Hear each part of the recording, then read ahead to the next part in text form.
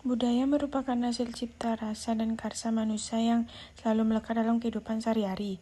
Wujud kebudayaan dapat dikenali berdasarkan unsur-unsurnya seperti bahasa, sistem organisasi, sistem religi, pengetahuan, kesenian, dan mata pencarian manusia.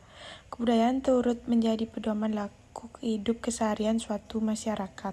Kebudayaan manusia di suatu tempat lazimnya berbeda dari tempat lainnya.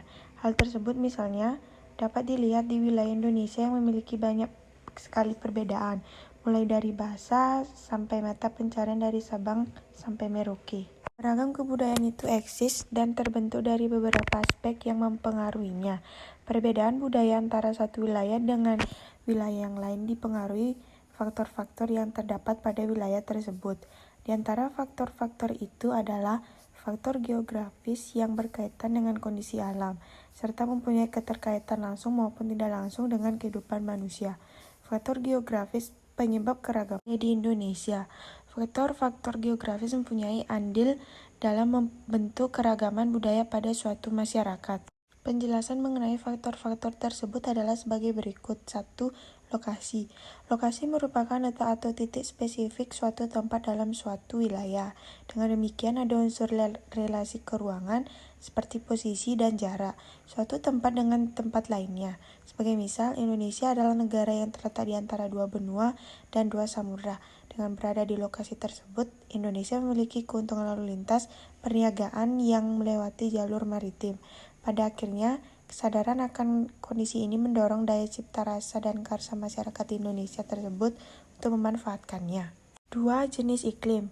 Jenis iklim dipengaruhi letak suatu wilayah yang juga akan menentukan pola perilaku masyarakat.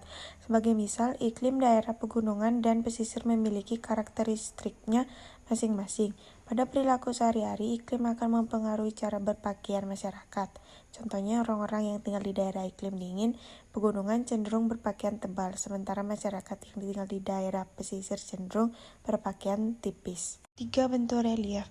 Bentuk relief mempengaruhi kebudayaan masyarakat, misalnya dalam hal mobilitas masyarakat. Yang keempat ada tipe tanah. Tipe tanah menentukan kesuburan tanah di suatu wilayah. Tanah berkapur di bentang lahan kars cenderung membentuk daerah yang kurang produktif untuk pertanian. 5. Jenis flora dan fauna. Pemanfaatan beragam flora dan fauna bertujuan untuk memenuhi kebutuhan pangan manusia. Lebih lanjut lagi, keragaman pangan flora dan fauna juga akan mempengaruhi nutrisi masyarakat. 6. Kondisi air. Faktor ini menentukan dapat tidaknya suatu wilayah dihuni dengan layak sehingga menjadi faktor krusial bagi lahirnya peradaban manusia. 7. Sumber-sumber mineral. Sumber mineral merupakan potensi alam dari bahan galian yang ada dalam perut bumi. Pemanfaatannya dilakukan melalui proses pertambangan atau eksploitasi. 8. Kontak dengan lautan.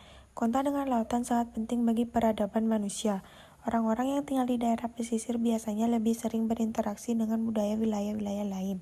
Pertemuan dengan kebudayaan luar mempengaruhi proses asimilasi kebudayaan yang ada di Indonesia sehingga menambah ragam jenis kebudayaan yang ada di Indonesia. Bagi Indonesia, pengaruh budaya luar atau budaya asing sudah terjadi sejak zaman dahulu.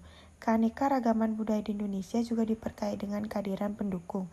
Kebudayaan dari bangsa-bangsa lain sejak berabad-abad yang lalu, mulai dari penjajahan, hubungan perdagangan, penyebaran agama, dan sebagainya.